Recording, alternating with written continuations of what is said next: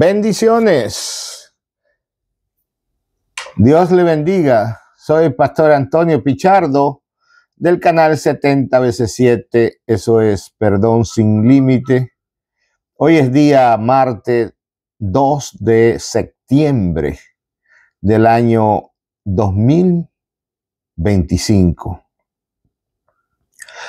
En esta tarde queremos hablar sobre lo que es el resentimiento. ¿Qué conlleva el resentimiento? ¿Ha tenido usted alguna vez resentimiento? ¿Hemos tenido alguna vez resentimiento? ¿O hemos sido culpables de ese resentimiento que hemos podido tener por algo que ha acontecido, por algo que nosotros podríamos haber hecho? Y aquel sentimiento de culpabilidad que viene a la vida de los seres humanos cuando se ha hecho agravio hacia otra persona o se ha hecho algo que usted se siente mal. Vamos a ver qué sucedió con este personaje en el cual vamos a hablar en este día. Y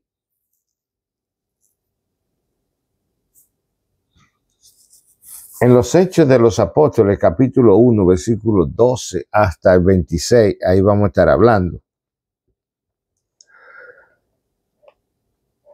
Entonces volvieron a Jerusalén desde el monte que se llama el Olivar, o del monte de los Olivos, el cual está cerca de Jerusalén, camino de un día de reposo.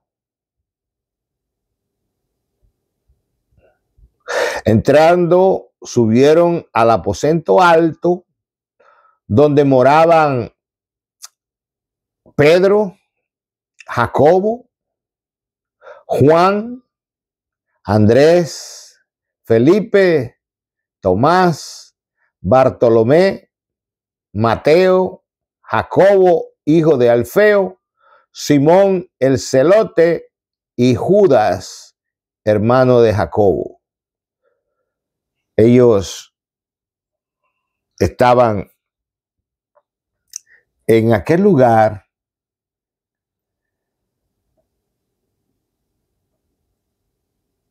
en el monte Sión,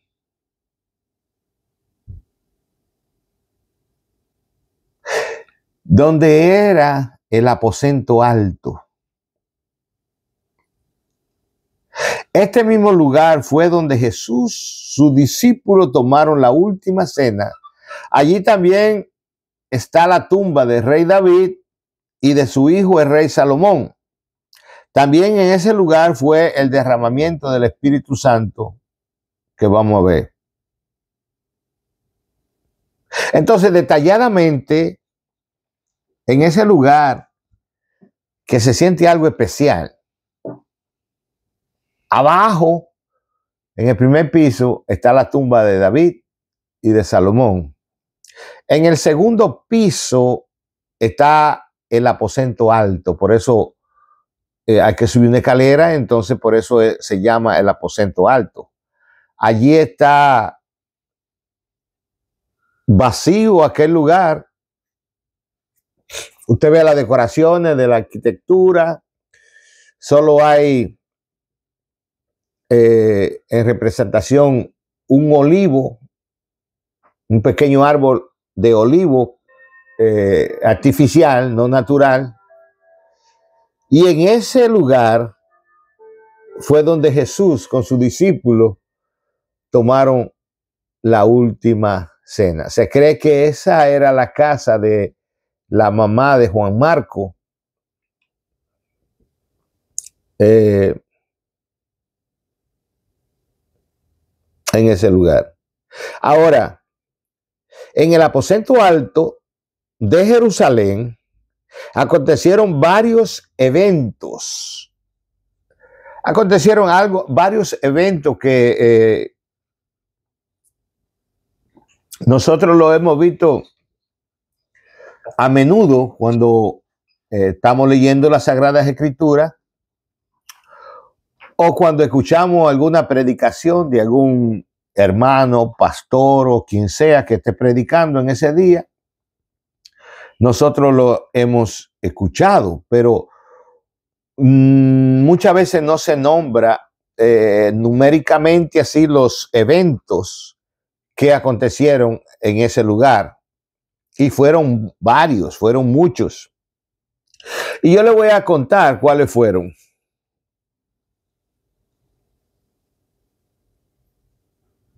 En ese lugar, llamado el Aposento Alto, se celebró la última cena de Jesús con sus discípulos. Número 2, instituyó Jesús el nuevo pacto en ese lugar, el pan y el vino. Número 3, la resurrección de Jesús con la afirmación de Tomás. Estuvo ahí él se apareció a ellos cuando él lo había negado, o dijo, al menos que yo lo vea y que yo ponga mi dedo en sus manos y en su costado, yo lo voy a creer. Entonces, en ese lugar fue la resurrección de Jesús con la afirmación, con la confirmación de Tomás. También sucedió la ascensión de Jesús al cielo, de ahí, de ese lugar. Fue cuando lo vieron a Jesús que subía a la presencia del Padre allá en el cielo. También allí sucedieron los 10 días de oración de los 120 discípulos, cuando el Señor les dijo que se quedaran ahí en Jerusalén. O sea, no se vayan a Galilea, quédense aquí en Jerusalén. Porque iba a venir la investidura del Espíritu Santo. Entonces, por número 6 tenemos la venida del Espíritu Santo en Pentecostés, que marcó el ministerio de la iglesia primitiva, ahí en ese lugar. Ese era un lugar especial. Ese era un lugar tremendo ahí en Jerusalén. Y ahí está. Cuando usted vaya, usted puede ir a ese lugar. Nosotros fuimos y se siente bien precioso, se siente bien bonito, se siente, como dicen en inglés, touching. O sea, hay un toque especial en ese lugar. Ahora, si vamos al versículo 14, dice, todos estos perseveraban unánime en oración, y luego con las mujeres y con María, la madre de Jesús, y con sus hermanos. 10 días de oración tenían ellos ahí, esperando la investidura del Espíritu Santo. En aquellos días Pedro se levantó en medio de los hermanos, y los reunidos eran como 120 en número. Eran 120 que estaban esperando la investidura del Espíritu Santo, que el Espíritu Santo llegara el día de Pentecostés. ¿Usted sabe qué significa Pentecostés? Por lo regular, las fiestas judías empiezan con el Pesa o la Pascua.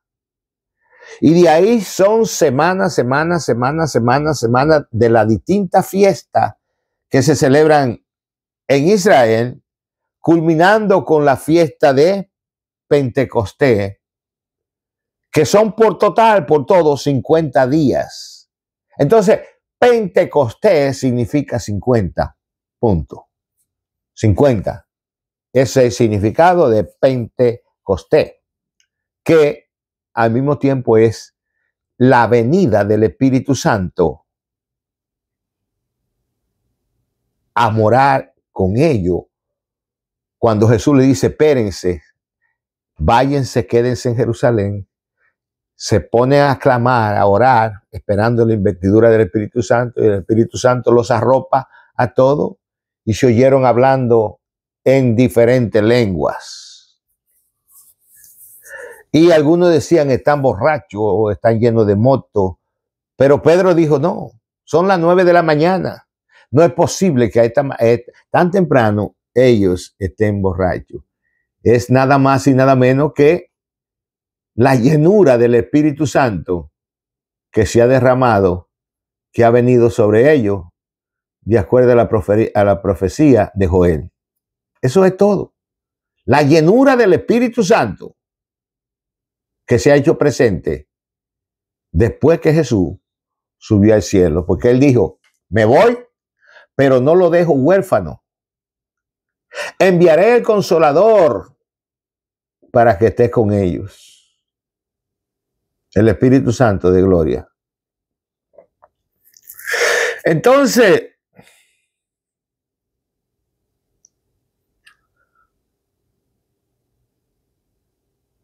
dijo Pedro, varones hermanos, era necesario que se cumpliese la escritura en que el Espíritu Santo habló antes por boca de David acerca de Judas, que fue guía de lo que prendieron a Jesús.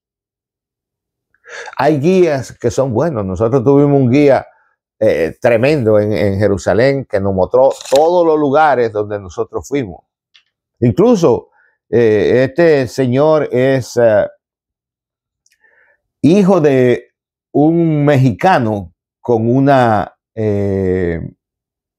mujer de Arabia, de por ahí, de esos lugares. Y este hombre, pues, hablaba español, hablaba inglés y hablaba, ¿cómo se llama? Árabe. Y cuando él quería que nosotros nos adelantáramos o que nos quedábamos atrás, decía, yela, yela, yela. Que quiere decir, vamos, vamos, vamos. Se me quedó esa palabra. Y fue un guía tremendo. Hay muchos guías en todo el mundo, guía turístico donde le están mostrando a la gente los lugares porque uno no conoce. Hay guías como que están en la ciudad de Nueva York y hay esos buses grandes como rojos, como que los que hay en London, que son unos buses que tienen doble piso, y la gente se sube ahí y hay un guía que va anunciándole los nombres de la calle, los nombres de todo lo que ellos pueden ver como turistas en esos lugares. Pero este hombre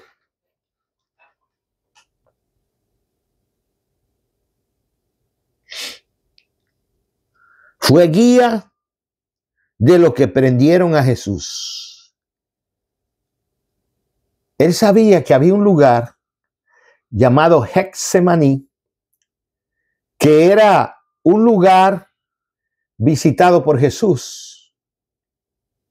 Parece que Jesús con sus discípulos ahí dormían cuando venían de la Galilea, ahí estaban en el templo, hacían lo que tenían que hacer y luego se iban ahí a ese lugar. Pero déjenme decirle que ese era un lugar privado, no era un parque, era un lugar que tenía dueño, que sacaban el aceite de las aceitunas ahí, de las olivas, y pertenecía a alguien. Y quizá lo tomaban como invasión a ese lugar para alguien que no era el dueño. O no sé si ellos tenían contacto con el dueño y le preguntaron y le decían que si podían estar ahí, en ese lugar. Recuérdense que cuando Jesús dice que se fue a orar a tiro de una piedra y dejó a los discípulos aquí, le dijo, ¿sabe? Pónganse a orar para que no caigan en tentación. Y Jesús vino y lo encontró durmiendo. Después de la Santa Cena o después de la última cena. Recuérdense que en la cena de Pascua, de Pesa, en Israel se hace lo que se llama el Kiddush. El Kiddush es la bendición del vino y se tiene que tomar 4 copas de vino. Entonces, en toda cena de Pascua, en toda cena de Shabbat, de sábado, hay vino. Y los discípulos habían tomado vino y los discípulos habían comido mucho porque tenían un animal cocinado enfrente de ellos para comer. Entonces ellos comieron, ellos bebieron y después de todo el trabajo que habían hecho durante esa semana, se fueron a descansar allá. Por eso cuando Jesús se fue y le dice que no habían podido orar ni una hora con él, estaban dormidos. Jesús se regresó otra vez y seguían dormidos. De último ya descansen, porque estaban cansados, estaban llenos sus estómagos. Y muchas veces después cuando nosotros comemos siempre casi que nos da sueño. Y si habían una copita de vino por ahí todavía más sueño. Judas conocía este lugar porque Judas era uno de los de ellos. Judas sabía dónde estaba Jesús. Judas podía ser el guía que llevara a los sacerdotes, a la guardia del templo, directamente a donde estaba Jesús. Otra cosa, ellos tal vez no conocían a Jesús. Ellos no podían distinguir a Jesús. Todos vestían iguales, todos vestían con falda, con mantos y todo. Entonces, había que identificar a Jesús. Y él le dijo, al que yo le dé un beso en la frente, ese es. O sea, fue un guía hasta ponerle en sus manos a los sacerdotes y a la guardia del templo. Fue un guía de lo que prendieron a Jesús, Judas. Y era contado, dice Pedro, con nosotros. O sea, era parte de nosotros. Tenía parte en el ministerio. Tenía parte en el ministerio de Jesús, en el ministerio de los discípulos, en el ministerio de los apóstoles. Ahí era uno de ellos. Era contado con nosotros, le conocíamos, sabíamos quién era. Sabíamos cómo comía, cómo vestía, cómo andaba, cómo hablaba. Conocíamos todo de él. Pues, con el salario de su iniquidad adquirió un campo y cayendo de cabeza se reventó por la mitad y todas sus entrañas se derramaron. Eso fue Judas. Después que Judas entrega al maestro, después que Judas vende a Jesús,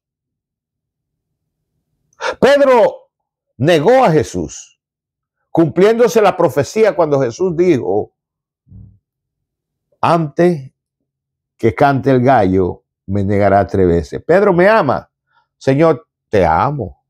Pedro me ama. Señor, tú sabes que te amo. Señor, Pedro, ¿en verdad me ama?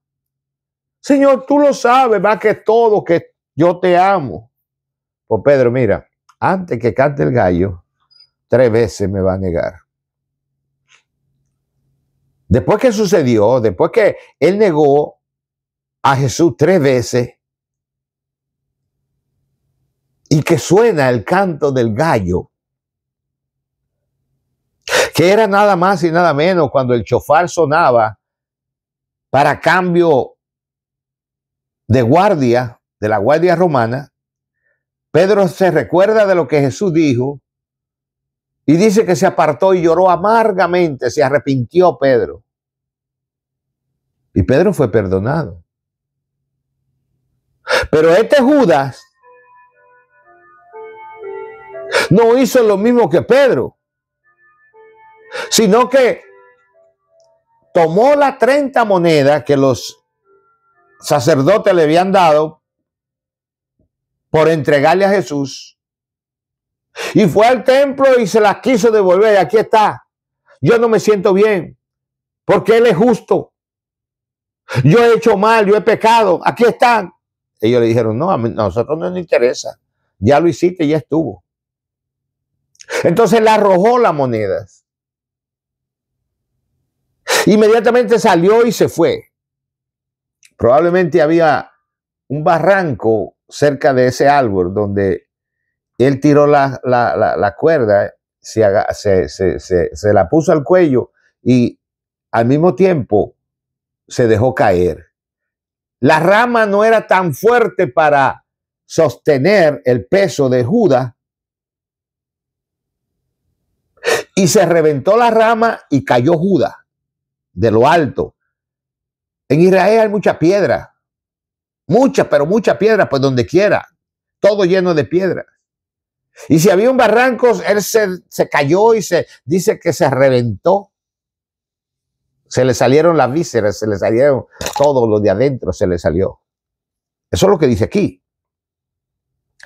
Dice, pues con el salario de su iniquidad adquirió un campo y cayendo de cabeza se reventó por la mitad. Y todas sus entrañas se derramaron. Y fue notorio a todos los habitantes de Jerusalén, de tal manera que aquel campo se llama en su propia lengua Aceldama, que quiere decir o significa campo de sangre. Porque está escrito en el libro de los Salmos, sea hecha desierta su habitación y no haya quien more en ella y tome otro su oficio. Tome otro su oficio. O sea, lo que Judas hacía, el trabajo que él hacía en el ministerio, alguien lo tiene que tomar. Tiene que ser reemplazado por otro. No se puede quedar con 11 discípulos, son 12.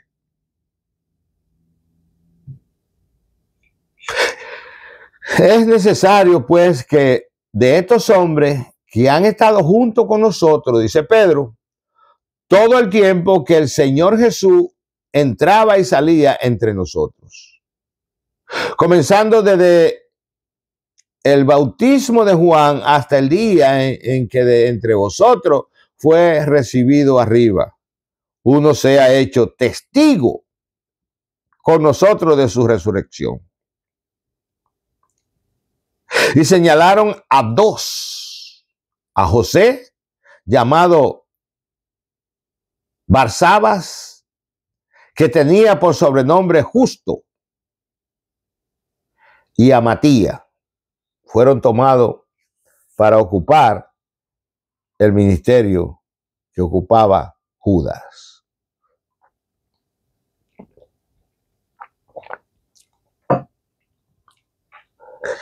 Y orando,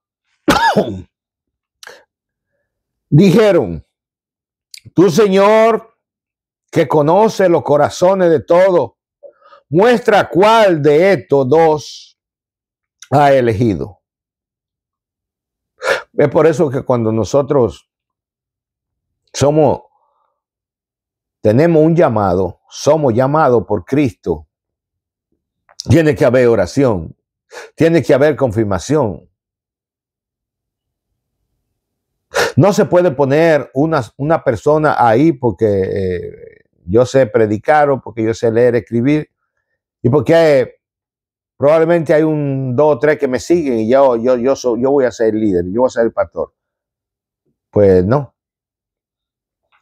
Tiene que haber un llamado y tiene que haber quien te llame y tiene que haber quien te confirme y tiene que haber oración a Dios, aprobando o desaprobando el ministerio que tú vas a desempeñar.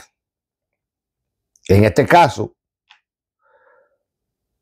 dice la Biblia, y orando, los discípulos, orando dijeron, tú, Señor, que conoces los corazones de todos, muestra cuál de estos dos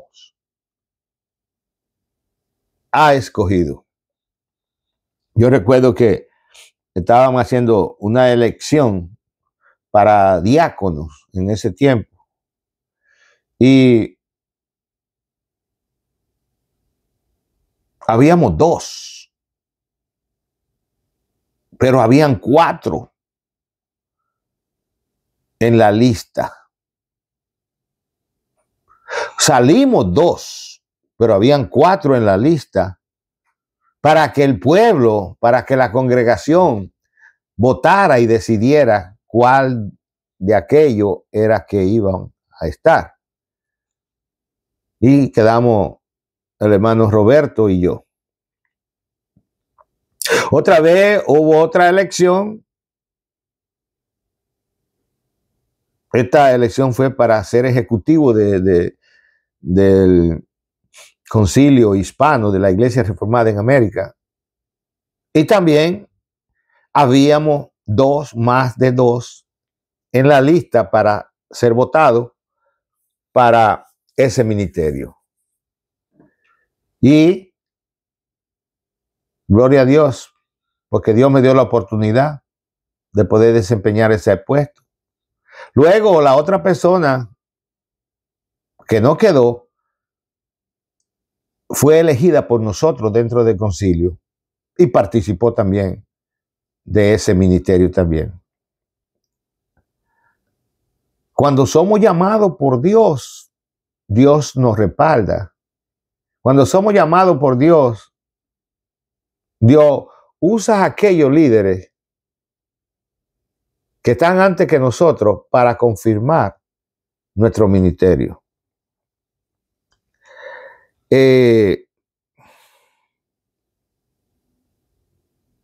dice Pedro, para que tome la parte de este ministerio y apostolado de que cayó Judas por transgresión, para irse a su propio lugar.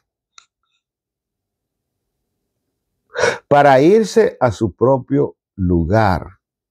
¿Cuál lugar? Y le echaron suerte. Y la suerte cayó sobre Matías y fue contado con los 11 apóstoles. Matías ganó. No ganó Barsaba, que tenía por nombre Justo, sino que fue Matías, el próximo líder, el próximo apóstol. El remordimiento que tenía Judas, después de haber entregado al maestro, a quien lo instruyó, a quien estuvo con él 3 años enseñándole. Figúrese que Judas era el único que mojaba el pan en el plato del maestro. Judas era el tesorero. Judas era uno de los 12.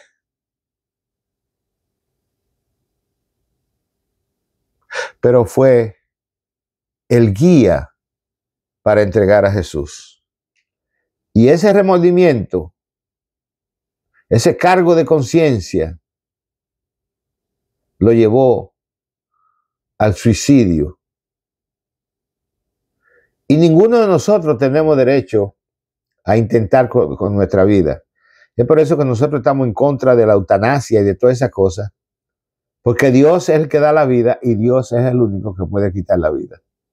Judas se quitó la vida, se ahorcó, cayó y se partió por la mitad. Y entonces el apóstol Pedro dice,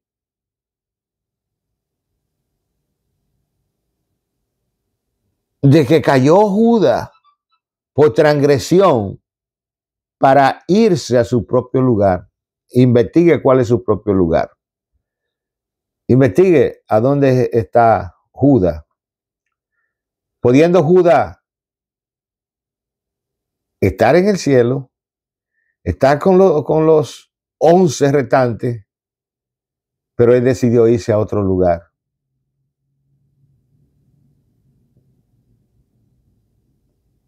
De acuerdo a nuestras decisiones, nosotros podemos ir al propio lugar que nosotros pues decidamos. Judas El remordimiento no lo dejaba vivir, no lo dejaba comer, no lo dejaba dormir. El remordimiento no lo dejaba tener vida propia. Y dijo, es mejor la muerte que este remordimiento que me castiga, que me parte en dos, que me daña, que me lastima cada instante por lo que yo hice. Porque yo lo conocía a Jesús. Porque yo sabía quién era Él, porque yo conocía sus sentimientos, yo conocía su amor, yo conocía su pasión por nosotros, por la gente. Yo conocía a Jesús que dejaba de hacer algo para Él propio por hacérselo a los demás. Yo estuve con Él cuando Él hacía sanidades. Cuando aquella mujer de flujo de sangre fue sanada, yo estuve con Él. Cuando aquel ciego Bartimeo fue sanado y les fue de vuelta a la vista. Cuando aquel hombre estaba tirado allá en ¿cómo se llama? En la fuente aquella, en el Siloé. Yo estuve ahí. Yo estuve ahí cuando llegamos y la mujer samaritana le decía al pueblo lo que había pasado con Jesús. Yo estuve ahí en todos los caminos que anduvimos. Yo estuve con Él cuando 3 veces al año subíamos a Jerusalén desde allá, desde la Galilea. Yo estaba ahí, yo lo conocí. Y a pesar de eso, la ambición me cegó. Y por 30 miserables piezas de plata, vendí a mi Señor. Me arrepentí, sí, me arrepentí. Y fui de nuevo allá al templo y se la quise devolver a los sacerdotes, pero ellos no quisieron. Pero yo te digo, Judas, si te había arrepentido de la buena manera y hubiera ido donde Jesús, hubiera estado, yo no sé, por ahí, o no necesitaba ni estar con Él, ni verle la cara, sino que pedir perdón como hizo Pedro, tú hubieras sido perdonado. Pero te quitaste la vida. Y ahí fue fracaso tuyo, Judas.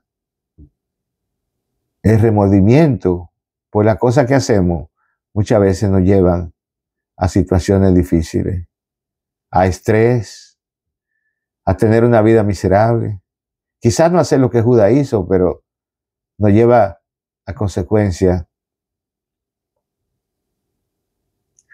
Toda acción tiene una consecuencia, sea buena o sea mala. Hay una consecuencia. Si usted hace el bien, recibirá el bien. Si usted hace el mal, pues recibirá males. Es la ley. Así que, hermano, Dios me lo bendiga, Dios me lo guarde. Espero que si usted quiere y usted lo puede hacer, váyase a Hechos capítulo 1 del 12 al 26 y léalo detenidamente, despacito, para que usted vea, saboree la palabra del Señor. Y mire lo que sucedió con este hombre llamado Judas, uno de los 12 apóstoles del Señor. Dios me lo bendiga, Dios me lo guarde. Llamamos, recuérdense, en el nombre del Señor. Siempre le pedimos que nos ayude con su me gusta, con inscribirse al canal, con compartir estos mensajes, que son mensajes sencillos, de la sala de mi casa hasta la sala de su casa. Dios me lo bendiga, Dios me lo guarde y le deseamos lo mejor para lo suyo. Amén.